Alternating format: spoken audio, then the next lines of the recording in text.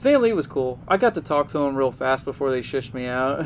Dude, they fucking karate chopped my arm because I tried to shake the man's hand. Yeah, they did. Oh my god. Yo, really? straight up, just like, boom! I'm like, I looked at this trigger like, what the fuck?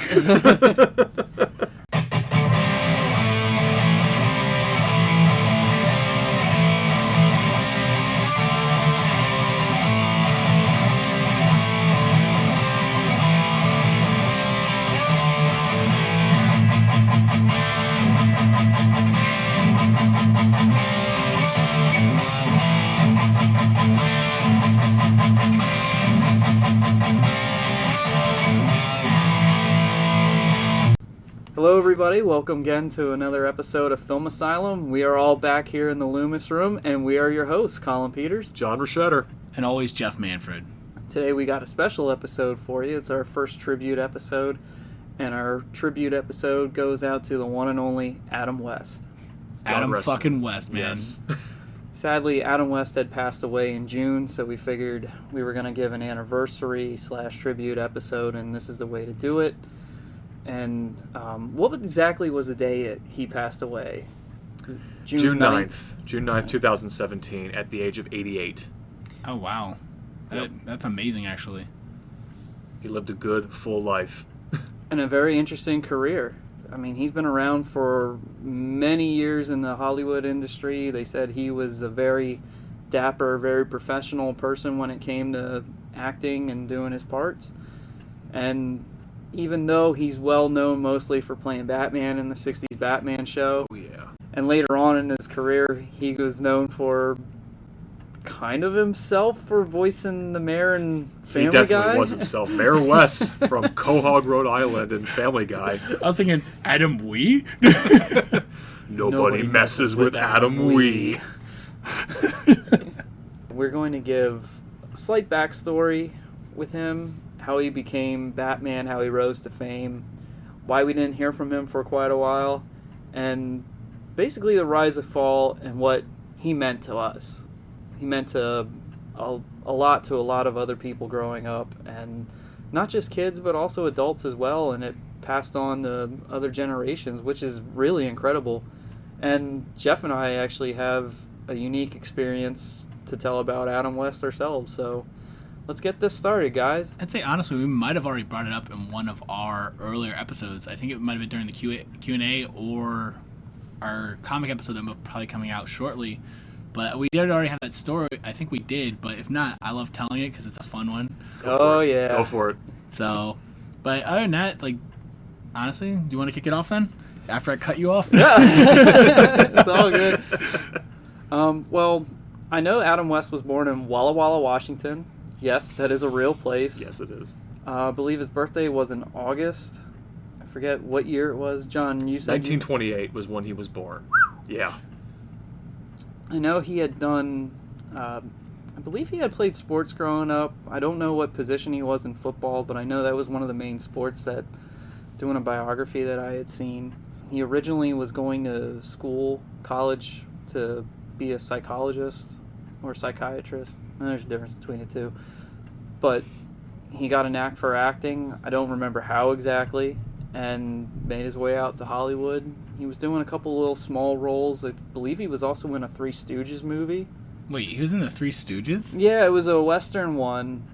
I hadn't seen him in it. And I believe it was Larry, Moe, and Curly. I know there was like different renditions of... Nobody likes Shemp, okay? I don't even remember watching anything with Shemp. But, yeah, he was in I don't even remember what the Western was called, but, yeah, he was in that. And, believe it or not, when it came to creating the 60s Batman show, we actually have to thank Hugh Hefner for it. I don't know if you guys are aware of that. Interesting. Did you hear the story? I don't know this one. I could say definitely the look, especially in the comic series, it had it, but... All right, what happened was, when he had the mansion in Chicago, he would play movies at his parties, because Hugh Hefner was a huge movie lover. I mean, he was also responsible for helping keep the Hollywood sign up out in California. He helped money to fund it, I believe.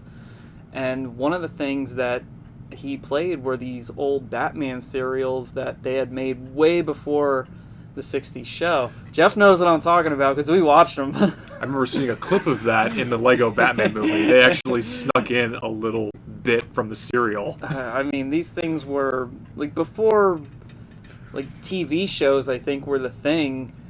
You had these mini shows with cliffhangers out at theaters, and they just called them movie serials, and Batman was one of them. They were very low budget, very cheesy. Nothing like what you definitely see now for a Batman product. Oh, yeah. I mean, the villains were generic guys in suits. There was no Joker or Penguin. The Batmobile was just an elaborate Oldsmobile, I think. But Hugh Hefner played it, and the executives of NBC were there. Dozier, I think, was one of the producers that got the idea and said, I think we can take this idea and spice up the humor, and that's how we'll make a Batman show out of it.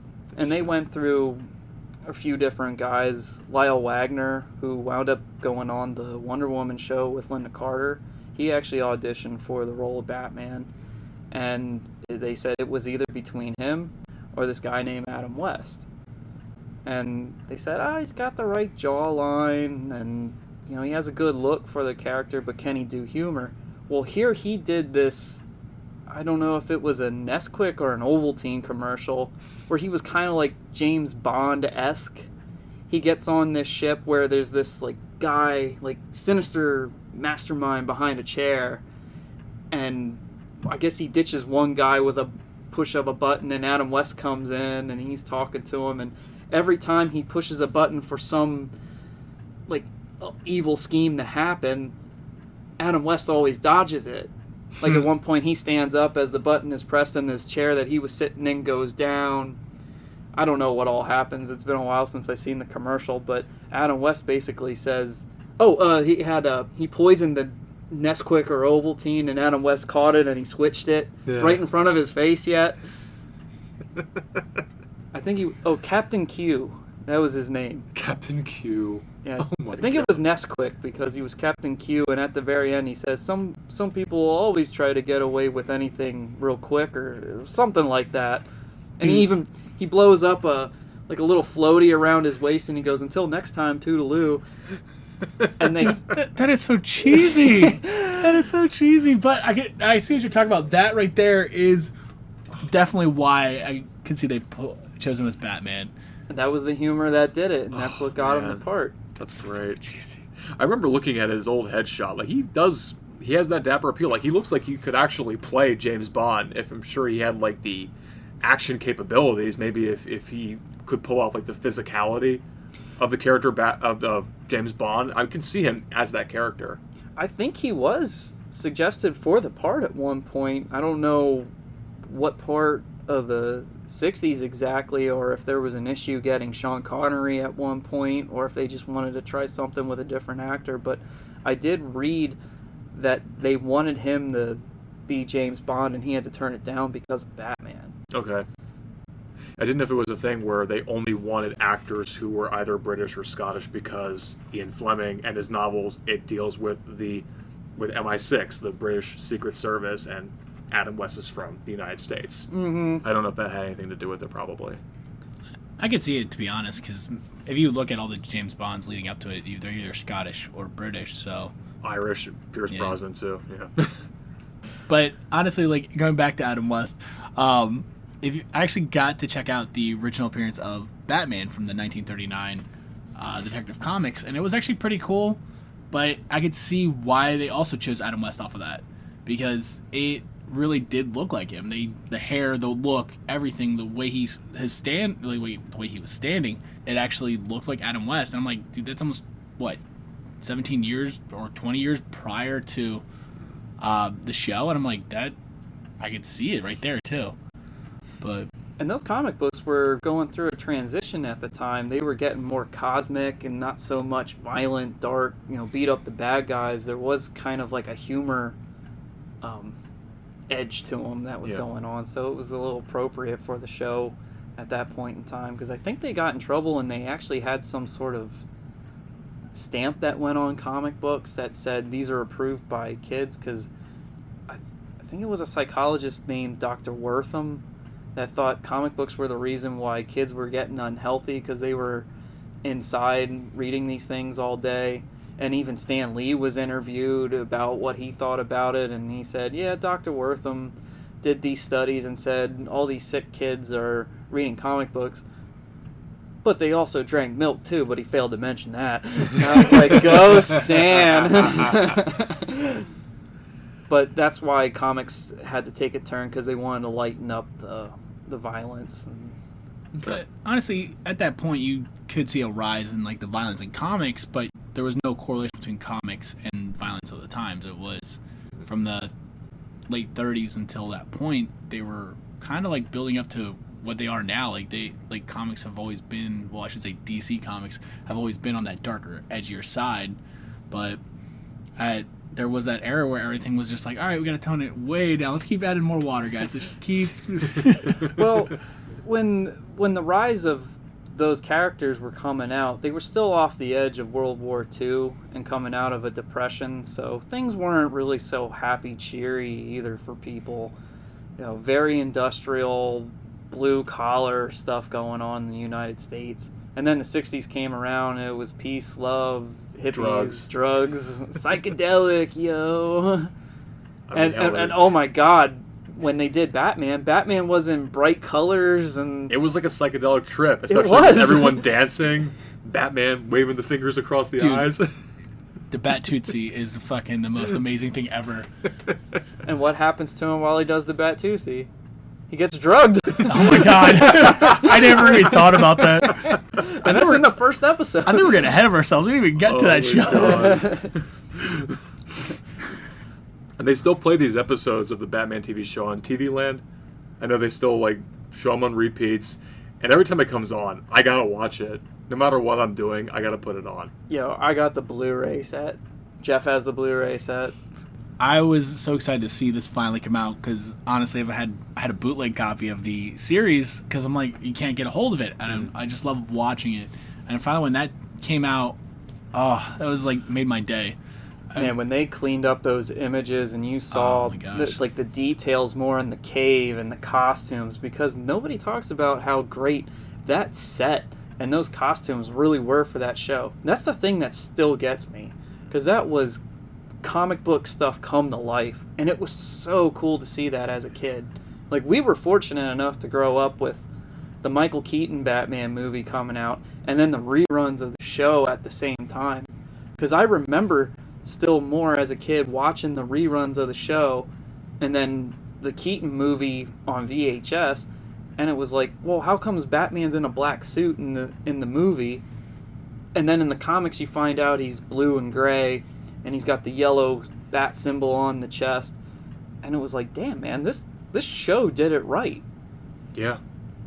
I mean, it was fantastic across the board. The production level was crazy insane. I mean, that Batmobile still holds up to this day. It's really awesome. I sat in that at a Comic-Con, by the way. I was just going to say, that's awesome. Hell yeah. Hell yeah. Oh, and by the way, the door handles are all the way down at the bottom, so if you ever wonder why they jump in and out of the car instead of opening the doors more, that's why. It makes sense, because honestly, who wants to go, hold on guys, I'm going to reach down to my kneecaps to... They even let me hold the bomb from the 60s movie. I'm sure it was a replica, but still. Probably, yeah. Yeah, dude. Honestly, that whole sequence is amazing. Sometimes you just can't get rid of a bomb. I mean, the real props, they'd be in San Diego, which is the crown jewel of Comic-Con. That's where all the big headliners go anyway. But still, the fact that it filters out to other states in the United States, it's a great time. And if it wasn't for Adam West, that show wouldn't have had the legs it had. I mean, we can talk about the production value, the costumes, and the array of actors, but... What, are you going to say Burt Ward can't hold it himself? Fucking serious right now. At the end of this episode, you're going to tell the story about meeting Burt Ward. Oh, absolutely. But... oh, God. But Adam West was more important than the show itself, I think, in many ways. especially when you watch the chemistry he had with the villains. They actually said that him and Frank Gorshin became really good friends, and that adds on the chemistry. And for as campy as it was, there were times Adam West was such a badass in that show. Like, he fought the Riddler, and he just held his hand in, like, a vice, and he twisted his wrist. And he's like, Batman, you're hurting. And you could just, like, hear him, like, and, like, the bones crunching, and Adam West is just like, you're going to jail for this crime and that crime. And it was just so awesome. And then it might have even been that same episode or the first part where Adam West goes into Commissioner Gordon's office as Bruce Wayne. There was an imposter Batman, and Commissioner Gordon does Bruce Wayne, meet Batman. And Bruce just extends his hand out, and he's like, Batman, it's a pleasure to meet you. And you just hear that. I was like, dude, this is... Everybody talks about the camp, but it's like, these scenes were so badass. There's just small nuggets that you got to pay attention to. I was like, there's more of an underlining thing there, because like it's showing like, I'm Batman. Don't fuck with me. and that was the other thing. It showed that it wasn't just pow zap and wham. It was, you're gonna hear bones crunching. Yeah. You're gonna hear bones breaking when I throw a punch. Even though he's telling Robin, we got to put a dime in the parking meter before we investigate this crime. We have to go through the crosswalk. You can't just jaywalk, guys. Robin, you didn't put on your bat safety belt. Remember, Robin, you have to have the seatbelt on before we can drive. Dude, they're getting away! Driver's safety. Now, was there an episode where he fought the Penny Plunderer? No. I wasn't. No, I could have swore there was maybe an episode, because that feels like a missed opportunity for him to not face the Penny Plunderer. Because you're talking about dimes and parking meters. I'm like, tell me he faced him. Honestly, I think out of all the like one-off, not really one-off villains, like the really smaller villains that always sticks out, it's gonna be Egghead because of Vincent Price. He's always been an amazing horror actor, but when he did that, it kind of still caught me off guard. Like, Colin, I remember you saying like, "Oh yeah, Vincent Price is in this." Like, no fucking way. Yes, he is. And then finally seeing him like, that's actually pretty awesome. And then it was kind of cool seeing them bring that over in the Lego Batman movie. You got to see Egghead.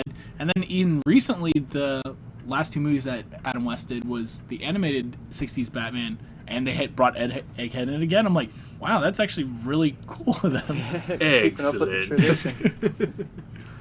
You're about to be extinct, Batman. Only Vincent Price could pull that off.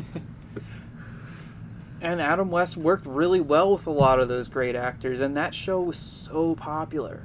That it was so popular that other actors wanted to be villains, that they made up other villains just so that these other actors could come on the show. Like, Egghead's not a comic book character. No. They just did that so that Vincent Price could come on and have fun with it. They talk about all these stories, working with Adam, working with Bert, and everybody on set, and they said they had such a good time. But no matter what, I still think the best on-screen chemistry was Adam West and Julie Newmar. Oh, hands down. Yeah. Dude, I'm going to say that one episode that always sticks out when anybody brings up Julie Newmar is the college episode.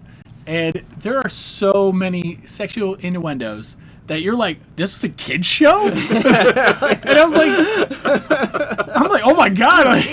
Did it have a rating, like a G rating or like a PG rating? He said, I don't think ratings were much of a thing back then. Yeah, here's a kid's show, but by the way, guys, wink, wink, nudge, nudge. Like, whoa, calm your tits here, guys. But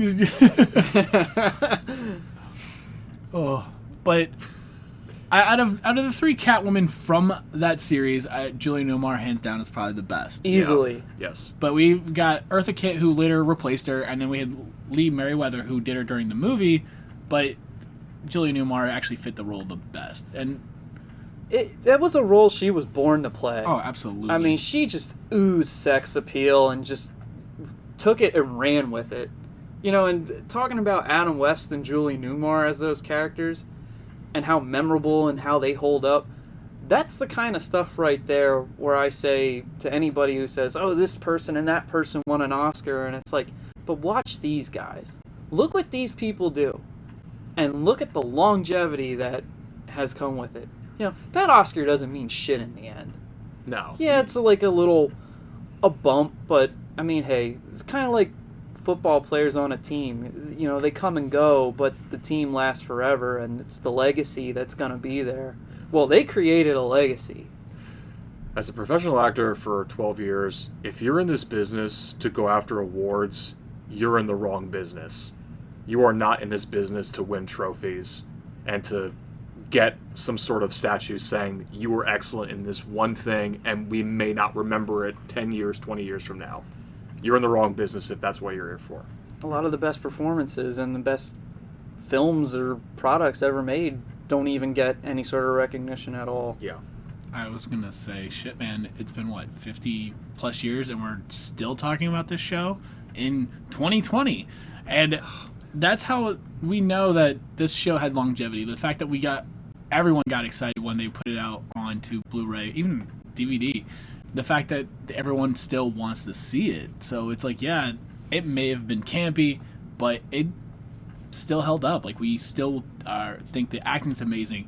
The one-liners are really what kind of make the show, but... The onomatopoeia. Yeah. The Batman words. Pow! Slam! They said in the 60s it was the 3 Bs. It was Bond, Beatles, and Batman. And that's how popular it was. I mean, obviously we weren't alive for it to witness it, but... Obviously. But talking to my aunt and my dad and other... family members that had, even people who weren't fans of the show, they said, oh my God, this was a phenomenon. I don't even know if we've really witnessed as great as like the Michael Keaton movies were, and as even the Dark Knight movies, and how there was a frenzy with that. I can't imagine that it was still on the same level as what the show is from what I heard. It was like next level. I mean, to be up there with James Bond and the Beatles in the 60s. Yeah. Especially since we're actually getting a live action, the first time getting a live action version of Batman. Now Batman's everywhere, but back then, the announcement in the 60s, I can only imagine how crazy it was. I'll say, plus, that was him under that suit. It was just no rubber, no nothing. No, just straight up Adam West. The other time we got that is Ben Affleck now. Everyone else had, rubber on top of him. So, Bat nipples. Yeah. I knew you were bringing that up. How many seasons did the show go? Only 3. 3 seasons, okay. But back in the day, you only had a certain amount of channels, and they used to crank out so many episodes in a year. And because they had cliffhanger endings, wasn't it like one night and then the next night, or they took a night off and then... Yeah, something along that lines. Because, it was like... Oh yeah, tune in next time, the same bat channel. Yeah, same bat time, same bat channel. And during the 3rd season, they said the popularity did start teetering off because the formula was basically the same thing. I mean, as much as I love the show, I do have to take a break from it because I think binge watching it does get a little tiresome. I mean, Dude. But then when you go back to it, it's like, oh yeah, I still love it. Kind of reminds me of Power Rangers all over again. Oh god, yeah. Dude, I still can't get past when he turned to the White Ranger. At least it still had legs. It was when Rocky, Adam, and Aisha came in. Is when that was the downhill. Aisha. But during the 3rd season, they actually stopped the continuating episodes, and they just tried to stick to half-hour episodes more. And I kind of liked it because it was different. I know they said it suffered, but it got to the point more. It was just basically the hour-long episode 1 and 2 condensed, and they added Batgirl in just to give something new. And I can't honestly say I hated it, but I didn't really think it was necessary either to have her in. I think Yvonne Craig did a damn good job at it. And I heard that at least Adam West was kind of like, why are you bringing in somebody else? Like, aren't I great enough? It was like the actor's ego was starting to get to him, which it does happen. But hey, when you were the main star for that long, and it was you and Burt Ward, and then you're like, oh, by the way, we're going to bring in a new person for season 3. No, they're like, no, fuck that. It's me and this motherfucker right here. Yeah. Like when the 49ers brought in Steve Young and Joe Montana, it was like, yo, what the heck? What are you doing? You got the guy to replace me. The same thing can be said when Aaron Rodgers got drafted and Brett Favre is like, yo, I'm still here. It kind of is like that. Yeah. To catch everybody up, they're making all these football references, and I don't understand. I watch hockey. I bought you a jersey. I know who Aaron Rodgers is. That's about as far as it goes. Jeff and Aaron Rodgers have the same birthday. Oh my god, that's crazy. I just realized that. And since Jeff's my best friend, I made sure I bought him the best jersey. Hanging out with all my other hockey jerseys right now. Damn right. That's an authentic Elite jersey, too. It's amazing. No, I have one myself. Home and away. But after, I believe it was 68, when the third season hit, ABC said, yeah, we're going to cancel it, because the production value was astronomically high, which was also another reason why they cut down the episodes to a half hour. Hell, there was even an episode where they fought in the dark and had invisible villains just to save money. Oh and my god. They were afraid it wasn't going to work, and here, it actually worked out pretty well. I did not realize that until now. Yeah, it was like, whoa, dude. Yeah, Scraping the bottom of the barrel. Yikes. There's actually a sequence. I don't remember what season it is, but Batman and Robin are tied to two turbines, and they're spinning. At one point, you see that Robin is covered in puke.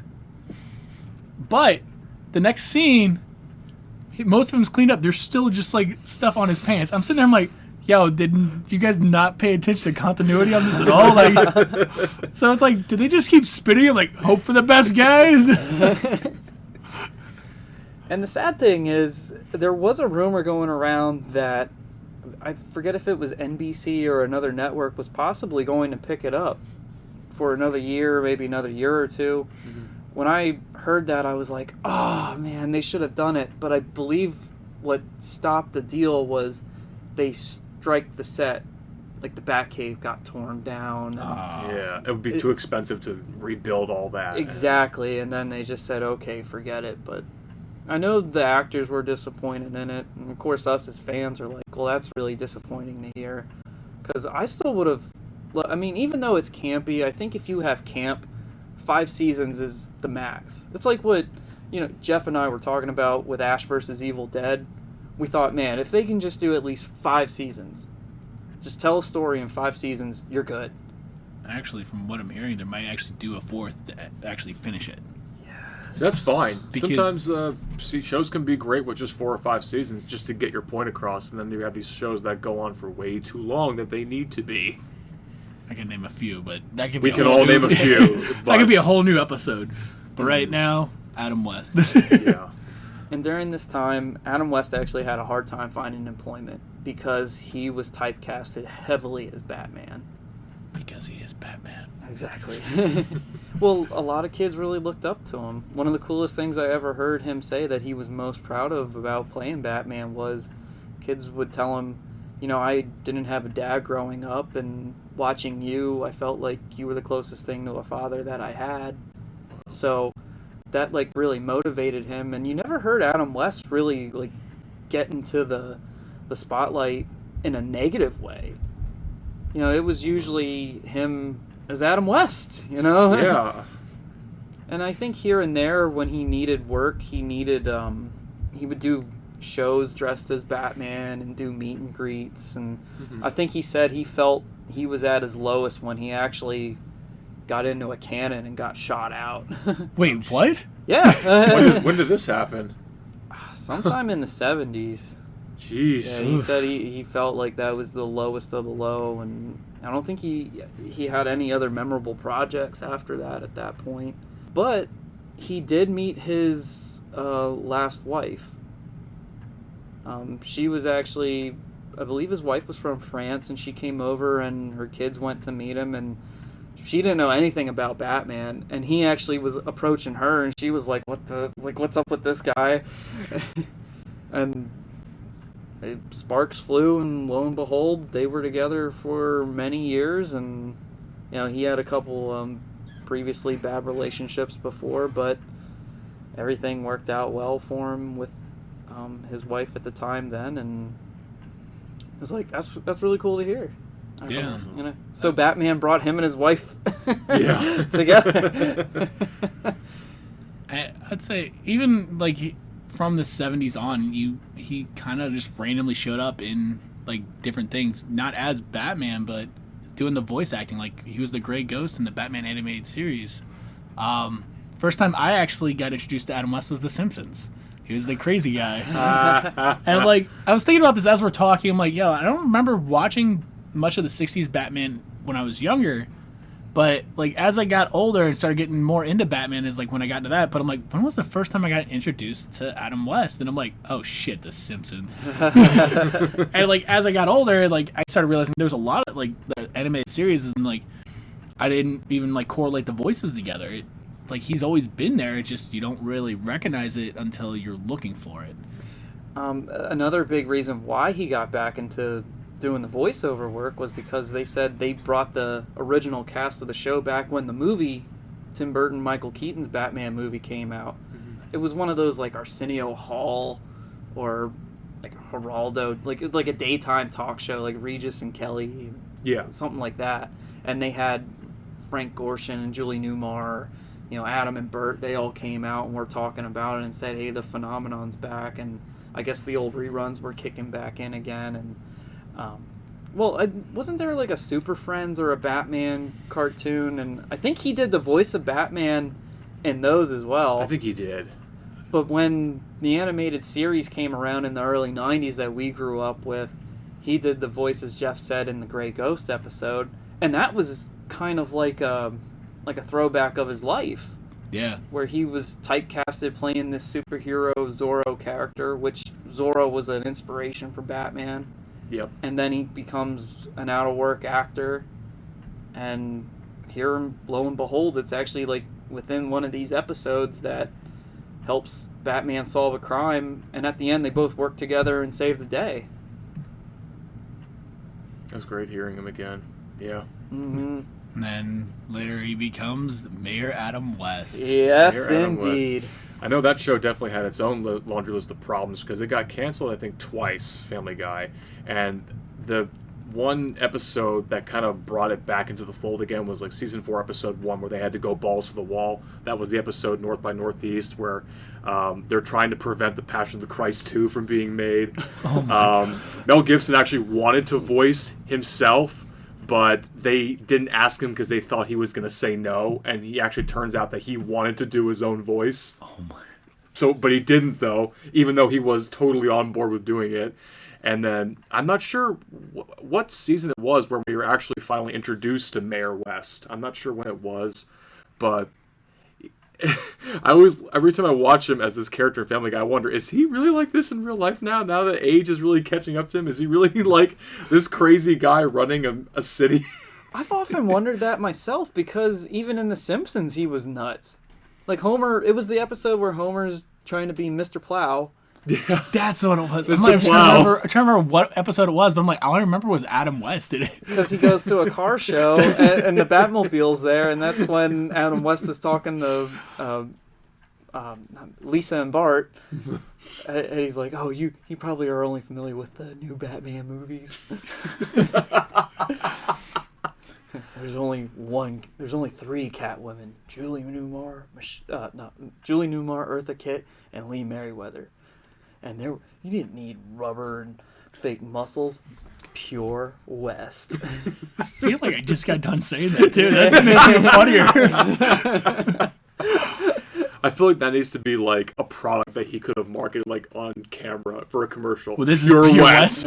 Pure West. Like a cologne or something. Maybe that should be the title of the episode. Pure Adam West. West Tribute. Pure West. Pure West. That's brilliant. He has so many funny one-lines and so many memorable scenes, like as the mayor in Family Guy. It's every time he is introduced, he instantly elevates the episode better than where it was going. Even if it's like a side plot or the main plot, he ends up getting married to Lois's sister in the later seasons. I like the one where the Griffin family gets all these superpowers, and he's like, "Don't worry, Quahog, I'm gonna save the day." So he rolls in toxic waste, and the next thing you see is him in the hospital bed, and they say, "Well, Mayor West, you got cancer, leukemia, heart disease, diabetes," and he's like, "Oh, is that bad?" He's like, "I didn't expect that. I thought it'd be a superhero." Or the episode with the cat launcher. He's like, Oh God! Cat launcher. who names a cat Paul? Come here, Mittens. Come here, Trisket. Come here, Paul. Paul? That's a human's name. Adam, are you done doing your homework? It's called a bill, Mom. I think that's just him having fun with life. It has to be. Because he just seems like one of those guys that just is like totally about, let's just have fun, say wacky stuff. Like I've watched Q&As online with him, and he'll interrupt and say things that are just absolutely hilarious. And I think it's also the, I played like the goody two shoes Batman. Now let's like, like throw a shit or a fuck in here, and it's like, oh my God. Another thing that helped me remind me of the good old days of the Batman show was there was another animated show that came out called SpongeBob SquarePants back in 2000, and every time they mentioned the Mermaid Man and Barnacle Boy episodes, it's directly paying a homage to Adam West and Burt Ward as Mermaid Man and Barnacle Boy. They have the cheesy invisible boatmobile, they have the Bam Kapow, they have the costumes and the elaborate cave, the Mermalair as they call it. I'm like, oh my God, these guys are brilliant. They clearly have a love for for Batman. Adam West Batman is brilliant. The funny thing is, I just watched an episode with Thea, I think yesterday, because like I'm watching this, I'm like, hey, is Adam West actually doing the voice? No, I can't remember the guy's name. I actually looked it up, but yeah, it's not. It's Ernest not him, or something like that. But I was like, I'm watching, I'm like, did they just straight up just steal this from 60 Bits Batman? Oh yeah. Another one of the later episodes is where they're announcing like the new Mermaid Man and Barnacle Boy movie, but they were gonna hire actors to play the characters. Like, no, you have to have the real Mermaid Man and Barnacle Boy. When they're like 75, they've got hair growing out their ears. Oh gosh. Like that's the real art right there. If you think about it, that would be us screaming about it when he was still alive. Like, yo, you gotta have him come back and play Batman. Yo, Batman Beyond with Adam West would have been amazing. Oh, yeah. And Michael Keaton as Terry McGinnis. I did hear an interview. I don't know how true it is, but when the first Batman movies were coming out, I did hear that he was a little disappointed that he didn't have a cameo or any sort of involvement with them, because he really took Batman to heart, which is rare that certain actors, especially because like it was a blessing and a curse for him. Mm-hmm. It affected his life in a positive way and a negative way with his career, but to have him say, hey, I would have loved to have been somehow involved with the movie, but I just don't see him fitting in with that universe. No, that was a lot darker of a universe. Like, even if it was a cameo, I think he would actually outshine everybody because, oh shit, it's Batman. Mm-hmm. Yeah. But I know there was one project that got scrapped, and it was Bill Murray was going to play Batman at one point, and that was kind of going back to the campiness of Batman. I wonder if like that was a project that Adam West could have gotten involved in. That was actually when the Burton movie was getting made, that they thought they could have Bill Murray as Batman and Eddie Murphy as Robin. I didn't hear about Eddie Murphy being Robin. Yeah. Okay. All right.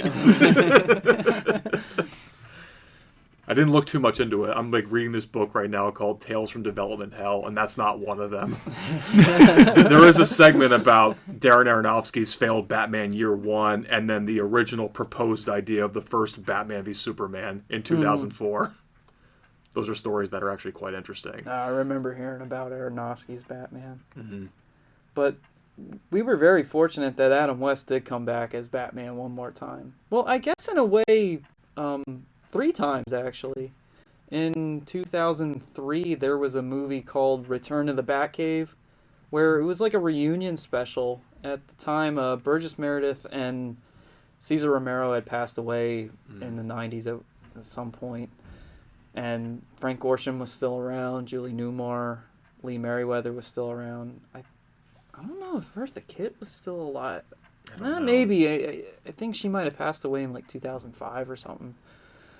But this movie was like a biography and then mixed with a campy like search for the Batmobile was what it became. Okay. And it was a lot of fun to watch. I really enjoyed it because it had the spirit of, you know, the show in there, and they recreated the Batmobile and the costumes. It looks so cool. I had a lot of fun watching that movie. Actually, I think it was like one of the first movies we watched when I bought this house too, because I remember us, all of us sitting in the couch watching this. Like, I think me and you've seen it one other time, and then watching it with Lexi, she's like, "Have we seen this before?" I'm like, "I know I have." But like, if you get a chance, I would say definitely watch that. It's worth it. I'll have to check it out. He actually did do a voice in a video game too. He played Adam West and Batman in Lego Batman 3. Oh, Awesome. They actually gave it a 60s Batman level where you could actually unlock 60s Batman. But Adam West was the narrator, and you could actually play as Adam West throughout the game. Oh, that's awesome. That's really cool. It was like, I was hoping that this last game they put out, they would have at least had one last time with Adam West, even if it was just the character. I thought that would have been cool, but at least we got 2 more Batman movies out of him before he passed. And I still enjoy him. Like, this was it, Return of the Cape Crusaders, which I just watched yesterday because I was like, now you're thinking about it, like we were doing this episode, I was just like, you know what? I really want to watch some 60s Batman, but I'm like, I haven't seen these movies in a little bit. And I'm watching it. I think they just made that movie to make fun of the Batman franchises as a whole, because they quoted several movies throughout the whole thing, even like doing different shots. Like towards the end of the movie, it's Batman, Catwoman, and Robin sit on top of a blimp. And Right. and he makes a comment to Catwoman about turning away from the life of crime and, you know, joining him. And she goes, "What, you think we're going to go to Europe and drink coffee?" And then out of nowhere, Robin goes, I'm sorry. And it's like, it just pretty much says like, wholly unsatisfying ending. And I'm like, oh my God, yeah.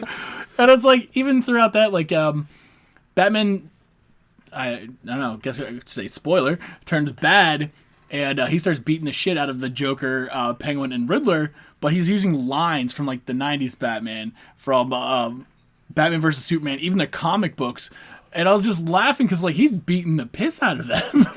Yeah, he did in that cartoon. And then like, even in the movie, like, is he like, instead of the POW, it's saying like fractured and like skull crush. I'm like, fractured. Yeah. And I was like, it was just amazing to see because like, yes, like, as fans of Adam West, you're getting to see him at least play that character again, even if it was just a voice. Like, you could tell he was older while doing it, obviously, but it was just cool seeing him do it. And then, like, I think it was 2 years after that one was when the Two-Face one with, I keep trying to call him Kirk, William Shatner, it played Two-Face. It was actually nice seeing what would Two-Face look like in the 60s universe. But even as DC was going, they were doing a 60s Batman comic series. It was called Batman 66. And I think it had, 5 or 6 years? Like, I actually just recently started reading it because I'm like, I didn't realize that went on for that long. I thought it was like just a one-off series. But whoever wrote that caught the spirit. Yeah, of the show. Because, like, I'm reading it like, yeah, I could totally see all this. Like, they even did, like, between issues was the tune in next time. I'm like, oh, I hate you so much right now, but I love you. Even with it, like, that whole concept of the 60s Batman does go into, like, pretty much being loved by DC even now. Because I've brought up several times that even in the Harley Quinn show, they brought up shark repellent. I think they even bring it up in the Lego Batman movie. So it's like, it's always going to be a staple. Like, yes, we had some campy stuff to it, but yet we all have loved it from Generations. Yeah. How we're in our 30s and we're talking about how amazing Adam West Batman is. We're talking about how amazing Adam West is. And as I'm talking, I'm probably thinking about watching the second movie right now. Hey, Adam West was a special guy. I mean, like I said before about how he really wasn't in the spotlight for anything bad. it's just a testament to the man himself. I mean, maybe he was doing something, in private, but hey, that's his private life. We don't know and we can't judge him for it.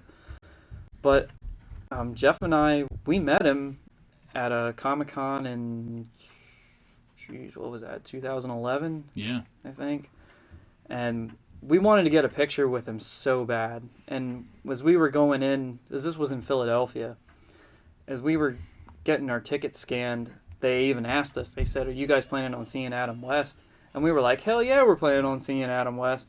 And they said, "Well, make sure you turn your flashes off on your cameras because that'll trigger his seizures." So we were like, "Oh, okay, then we won't do that." But as soon as we went up there and they said, "Nah, we're taking pictures. Taking pictures is a no-go." So we were like, Yeah. okay. But you could tell that he was nothing but gracious and appreciative of fans. And he was so talkative. He made sure he took time out to, like, here I am saying thank you for this and telling him how much he meant to me.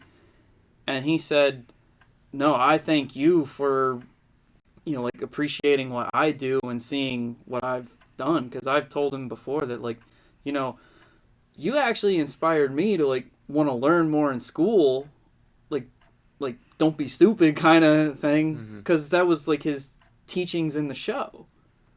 He would always say, like, it pays to know geometry, Robin, when he would figure stuff out. And I'll be honest with you, I flunked geometry. I mean, He didn't quite get you that much. I mean, I was an honor roll student, but I could not figure out geometry for the life of me. And chemistry too. I tried, but I was like, no, it's just two subjects I could not understand. But he was a motivating tool, and not only was it the character, but it was his delivery and how, as a kid, I admired him and what he did, and then seeing about, like, how he took his fans to heart and made sure that he showed his true appreciation for it and wasn't just, "Thanks for the money, here's your autograph, now bye." Right, sign a piece of paper and then just send you down the line. Yep. And for 80 years old, I remember I got the opportunity to shake his hand.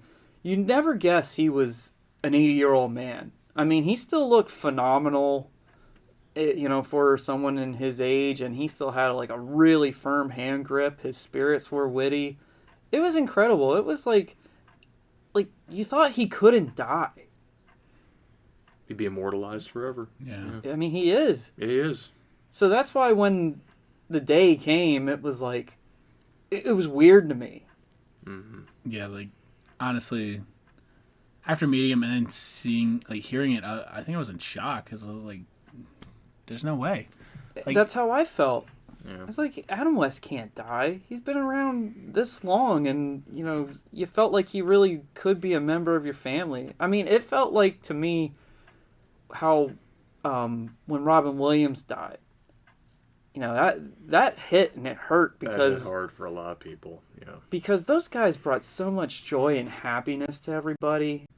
And that's when an actor really gets you, is when they make you feel good, and you feel when they do such a good job at that they feel like they're a member of your family, even though they're all over the world, and sometimes you never meet them. Like, I never met Robin Williams. I met Adam West, and he was nowhere near a disappointment. no. That's great to hear. I know this was a nice fitting tribute. After he passed, in Family Guy, they renamed the high school after Adam West. They got rid of James Woods completely. For a lot of reasons, they got rid of his content for future episodes.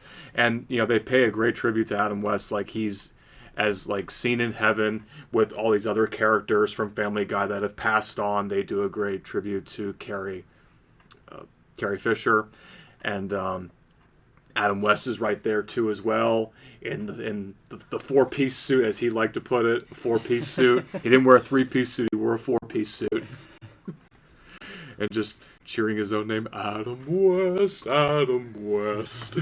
But they really did a great tribute to him, and that put a smile on my face. And this was, I think, a couple weeks or maybe a month after he had passed.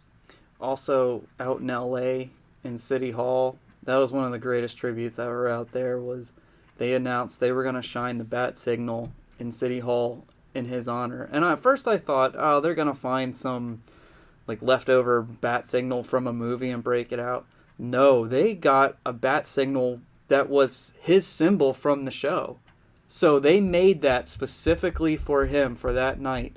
And the crowd of people and how they said Julie Newmar and Lee Merriweather and Burt Ward were there, and they were just having tears running down their eyes because the people dressed up and were there for his tribute that night. Yeah. That's incredible. That is. You guys sent me like one animated feature of Batman, of somebody dressed as Batman shining the bat symbol in the sky, and it's not the bat symbol; it's Adam West's face in the light. I'm like, oh, that's really cool. Yep, oh, that's really neat. Yeah, that was a cool picture. I like that. I have that saved somewhere. Mm-hmm. I definitely have it saved. I can't say I'm gonna feel the same way when Burt Ward goes though. all right. Before we get into this, so yes, please tell this story, Jeff. all right. So when we met Adam West, you get to do a twofer, Adam West, Burt Ward, but I'll get to that. Meeting Adam West was the most amazing thing I did because honestly, like, I think even that morning I was watching the show before we went because had to, but I was wearing a metal shirt. And it says Live, Love, Burn, Die from the band Atreyu. But I didn't even think anything of it. We're at Comic-Con. Yeah, like, talking to him, like, just hearing him say this. And he looks and reads my shirt out loud. And he goes, oh. I'm like, oh, shit, man, what'd I do? But he starts laughing. And it just, like, it made that whole experience even better. Because I was just like, yo, he didn't even care. He just, like, whatever. It's probably something he wasn't used to because, like, it's Comic-Con, nerds. And here we came in. I was dressed really conservative, like, with long hair. Yeah, like, I don't think I was covered in tattoos at that point. I think I had a few, but not to the extent that I am now. And I actually had hair. But, so that leads into another thing. So this asshole in front of me over here, he goes, hey, you should... me. Yeah. Not Adam West. We're not talking about Adam West. So, I think as we mentioned before, our friendship is built on trying to get us to do stupid things. So, Adam West definitely going to go get a signature. He's like, if you go over to Burt Ward with a picture and get up there and just kind of go, nah, never mind, walk away. I'm like, oh, I can't make him upset now because we've been friends since fucking 12. We were 12. So I was like, all right, I'll play this game. So get done with Adam West, like thanking him, literally slide over to Burt Ward, stare at him. He gets this huge smile on his face, and I'm like, nah, I'm good. I literally bounce. So I didn't even look because I'm like, I felt like such a scumbag, but I'm like, I had to because I'm a scumbag. And I was laughing so hard because I was like, yeah, man. And I'm looking over at Burt Ward, and he's just like, okay.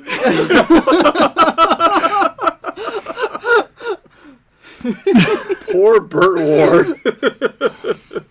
Now that I think about it, I probably should have went back and at least got something, but... Oh, you got something. You got memories. He probably forgot about me in like 10 minutes. Maybe not. Maybe it's like I'm haunting his nightmares. Just like, yo, this one kid just literally like... He's still alive, right? Is he yeah. Still... He was in that stupid crossover for the Arrowverse, and it was the funniest and worst thing I've ever seen in my life. I was like, holy shit, it's Burt Ward. Why? Who cares? He's just sitting down on a couch with a book of people's faces and names, and you're at the top of the page, top of the list. Yeah, that'd be actually... This motherfucker right here told me to piss off. He said no and walked away. He didn't even say anything. He just looks at him like... and just leaves. He didn't say anything. No, it was like this disappointment look on his face. Like, he's just kind of quiet, and Burt Ward's like, hey, what's going on? And Jeff just, like, looks down, he looks up, and he's like the sad puppy dog face, and just... and just walked away.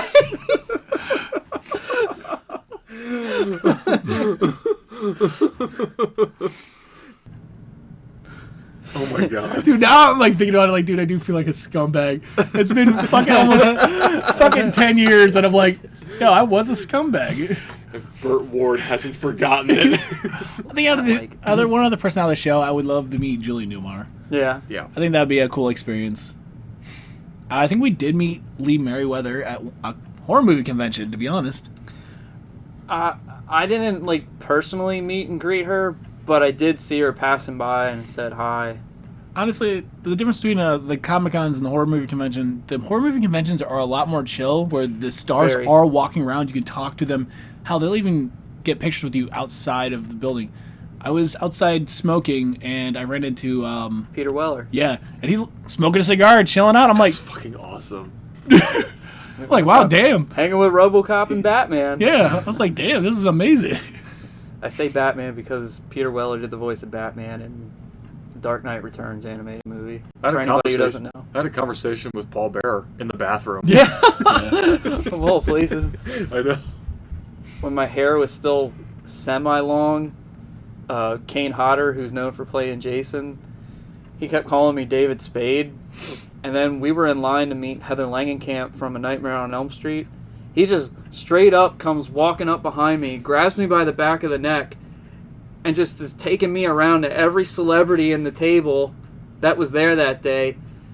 Like, everybody except Linda Blair, who was there. It was like, bro. But he was like, yo, check it out, David Spade's here. And I was like, all right, you better give me a damn good fucking autograph for this, dude. I'll play your game. Yo, it was the day he almost choked me out. I remember seeing... Choked me out, too. Oh my god. That's another person we could probably talk about. That could be like another episode, just Comic-Con stories. Horror-Con stories. And the fucked up part is Kane Hodder remembered me. We went to Yo, one in Jersey, and he was like... 4 times after that. 4 times. And dude, we talked to him every time. Oh my god. Yeah, that's impressive. Yeah. And he's got a damn good memory. So imagine the people he sees. Yeah. Because I remember he looked at me and he was like, I know you from somewhere. David Spade. And again, he was like, yo, everybody, it's David Spade. And then we were the fucking idiots who, he says to us, hey, what are you guys doing after this tonight? And we're like, we're just going back. And he was all like, oh, well, you know, I was thinking of like hanging out around here. And we're like, oh, well, that's cool. Yeah. He was inviting us to hang out with him after Yeah. the convention, and we fucked up. Fucking idiots. Sex and cocaine. And horror. Not with him. Well, Zombie strippers. yeah. Oh. Well, he had the other one dude that played Leatherface that was a big dude with him. It's like, I don't know if I want to be... Gunnar Hansen? No. The one from 3. Okay, that one, okay. Where the fact that Kane Hodder did play Leatherface in that too, didn't he? Yeah. So wait. Kane Hodder has now... I feel like we're getting off the topic, way off topic. We now, definitely but- are getting a little off topic. I was like, I'm like, as we're talking about this, I'm like, yo, Kane Hodder has now played Freddy, Jason, and Leatherface. So like, essentially the big 3. Can we fit him into the new Halloween movie somehow yet? He might have been a stunt coordinator. Bloomhouse Productions. We are calling you out. Just like, put Kane Hodder in a mask. Just like one scene. We dare you to put Kane Hodder in Halloween Kills.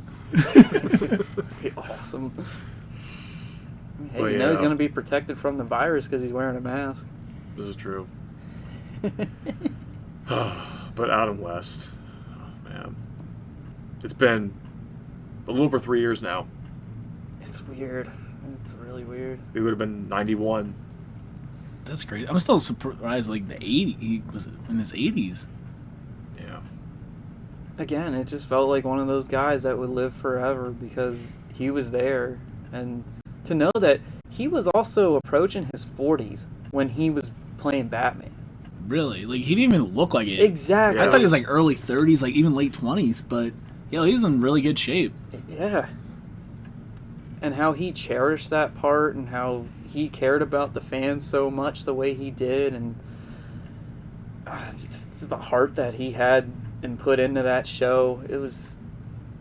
And everything he did. You know, like I said, when Jeff and I met him, it was like nothing but gracious and the other stories you hear. And I really recommend, if you're ever feeling down or bad, just go on YouTube and look up Adam West interviews. I mean, it just cheers you up. Just seeing and hearing it. Watch his part in Family Guy. I mean, seriously. I was super disappointed in my college alma mater because we had a thing for the film festival, and we usually got some celebrities or people who used to work in Hollywood or some high-end projects, and at the time they didn't know who to get, and I was doing a work study for the head of the film department, and I suggested Robert Englund would probably be a good one. He seems like he would be affordable and has some good stories. And I said Adam West, and here he happened to be a huge Adam West Batman fan as well. And I pushed so hard and said, what do we got to do to get Adam West to come here? That'd be great. Because the film festival also was around my birthday, so I was like, dude, that would be the sickest thing if Adam West could come around my birthday. And time went on, and I just had this feeling that it wasn't going to be happening, and they gave us some excuse that we felt like nobody would know who he is, and I'm like, you're fucking kidding me. You gotta This is some political BS propaganda, and then I think they wound up getting the writer for a movie called North, which was known as like one of the worst movies ever made, and I was like, so you're serious? You're afraid that nobody would know who Adam West is when you could market, like 60s Batman pictures or whatever and say Adam West is coming? Yeah. And instead you bring in this writer who's known for writing one of the worst movies ever made. I know we've gotten Chevy Chase, we've gotten Leslie Nielsen. Peter Bogdanovich. Come on. Like, Adam West could have definitely joined in that cluster of amazing talent right there. Oh, exactly. And they just gave a cheap excuse, and I just said, you know what, I'm done.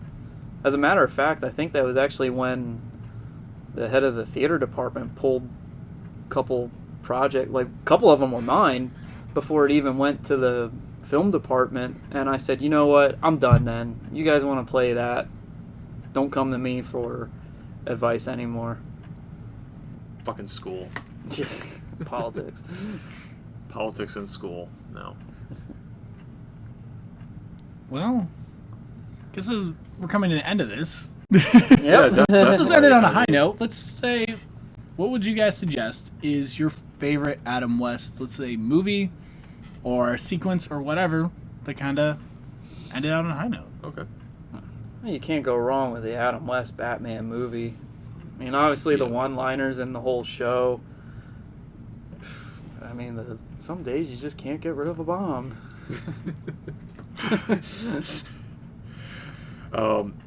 Like I said, like Colin said, I could talk about Adam West Batman, but I'm gonna bring up one really, really funny moment from Family Guy. It's this moment where Stewie catches his parents in the act having sex, and he's screaming in shock, and Adam West hears the cries of Stewie as he's writing down some document at his desk, and he goes, "Oh, so you want a shouting contest? Well, game on, Quahog. I'm beating you." Every time. I'm like out of breath when he does it every time. That's like the most quintessential Adam West moment in that entire TV show, is when he challenges his own city to a screaming contest and wins. Oh my gosh. Honestly, like, we've probably talked about a lot of different things that we all enjoyed. Like, I'm going to bring it up again because I really really love that animated movie they just did. And with me watching it yesterday, letting Thea watch it with me, I was kind of surprised that she actually got into it. Because, like, certain things I'm like, all right, she's not going to sit down and watch. This one, like, as soon as the music kicked in, so it's a 60s theme, and everything's going on, she's dancing. And I'm sitting there, I'm like, Nice. oh my gosh, this is me. I'm calling Lexi, I'm like, yo, you got to see this. We gotta film this right Yeah, now. I was like, I should grab my phone right now. Put on YouTube. But it was cool, and like she was sitting through it, and, like, you could see like it was all kind of just hitting her, and I'm like, I had a moment where I'm like, I wonder if I can show her the show, like the actual show. Would she sit through it? But I was like, all right, we'll do the movie first. We'll go from there. But if you're a fan of the 60s show, I would say watch those two movies because they have the same feel. They keep the spirit going, but yet they know what they are. They're making fun of what the 60s is compared to now. And with the first movie actually getting Burt Ward and Adam West and Julie Newmar to do their voices, it was really cool of them to kind of keep the same feel with it. And yeah, I think that was like the one movie I was excited for that one year. Like, as soon as they were talking about it at New York Comic Con, and I was like, no way, they're making a comeback with the series. I was like, fuck right. I remember that. And everyone's like, dude, it's Adam West Batman. Like, shut the fuck up. It's Adam West Batman. That's what it is. I remember Adam and Bert were talking about it, and Bert was like, well, I don't know how much more we can say. And he goes, well, I'll say something. I don't care. Like, Adam was just all excited and gung-ho for it. It was great. I think he was signing box set copies of the show when it came out on Blu-ray. And another good memory I have of the show, besides growing up with it and seeing it, in single digits here and there as a kid, I still remember in high school, it used to be on like at 6 in the morning or something. And, well, you guys remember the entertainment room in my old house? Yeah. Mm-hmm. Where I had like the huge TV and the speakers. I used to watch that show and blast that shit. Hold on. When he says this huge TV, it was probably what, a 50-inch, but the old school 50-inch. Yeah, The giant with the box. big back. With the big back, yeah. I'm like, compared to like what we have now, like I have a 65 and it like that his TV, his old TV, it seemed like it was bigger. 3 times like the weight. Yeah, it was like it came out 2 feet in the back. But it was great to watch that show on there, and it was something that motivated me to wake up in the mornings and get ready for school, even if I was expecting a shitty day, because I was like, yo, 60s Adam West Batman is coming on. Honestly, yeah. And for some reason, when I think of that show, I think of French toast, because I always make French toast for breakfast when I watch the show. So I'm eating French toast and watching 60s Batman from here on out. That's going to be it. That sounds like a tradition. That's how you do it. That sounds like a great tradition. Oh my god. Yeah, I remember doing that too. Like you at least get an episode in while you're getting dressed, eating, and then off to school. Mm-hmm.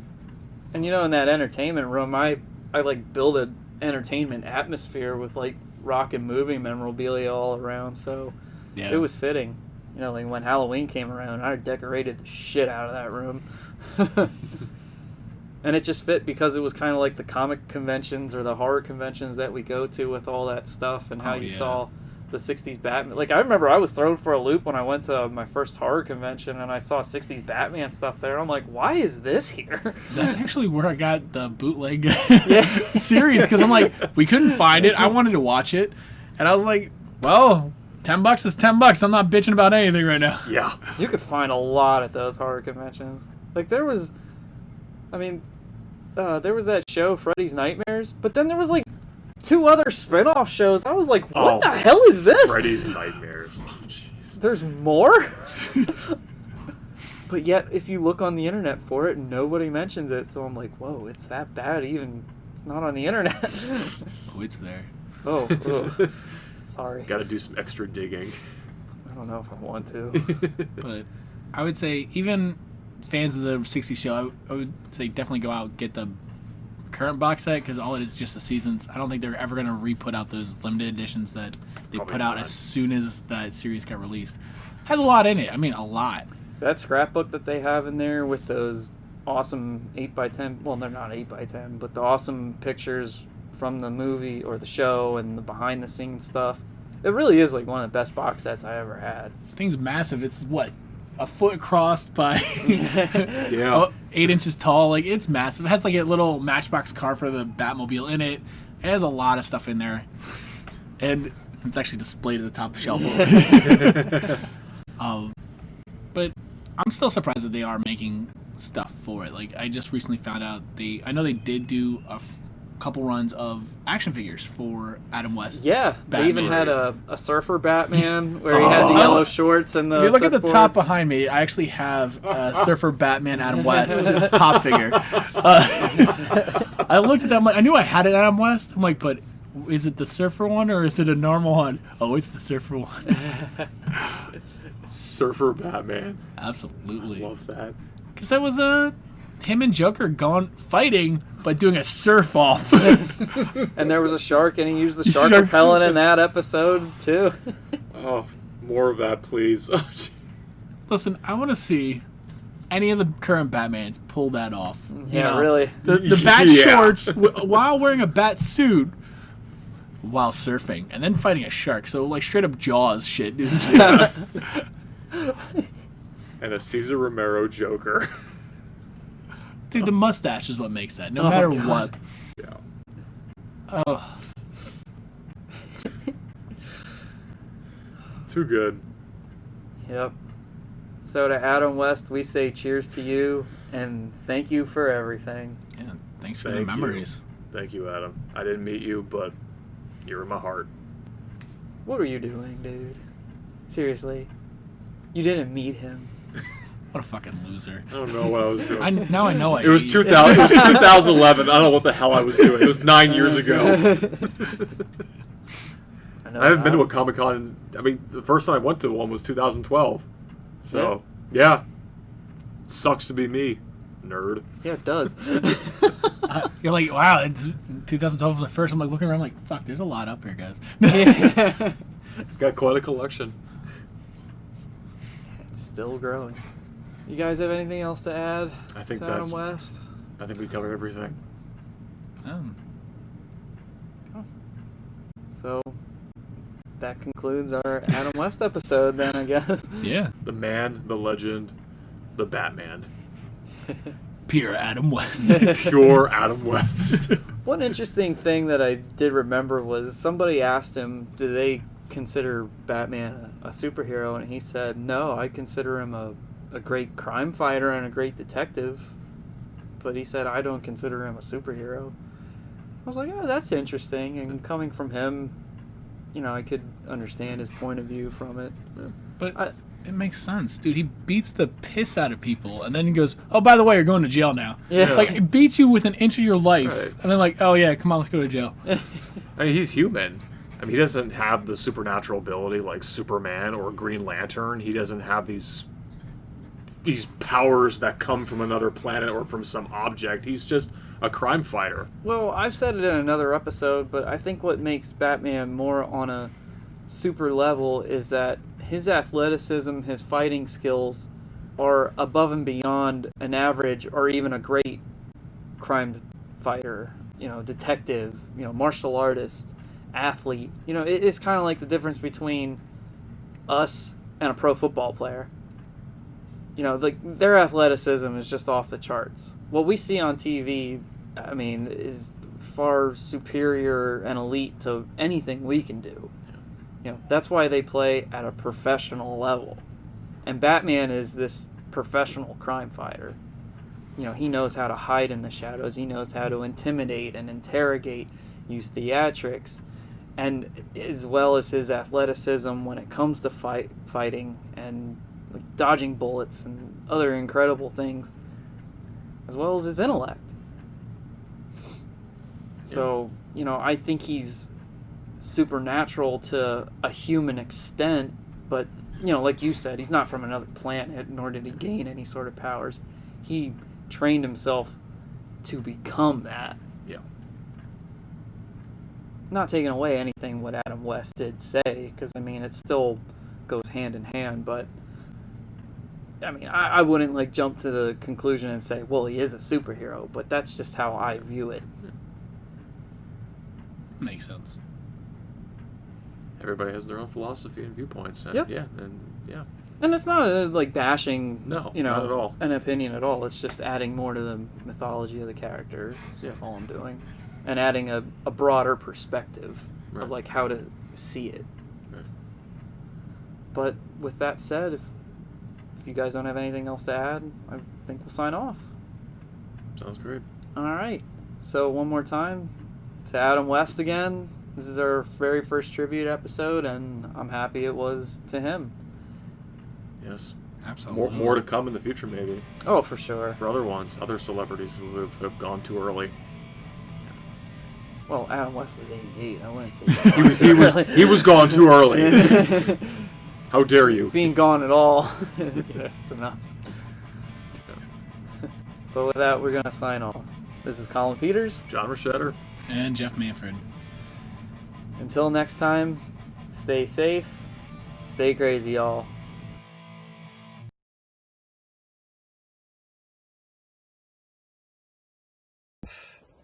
Please, somebody help me.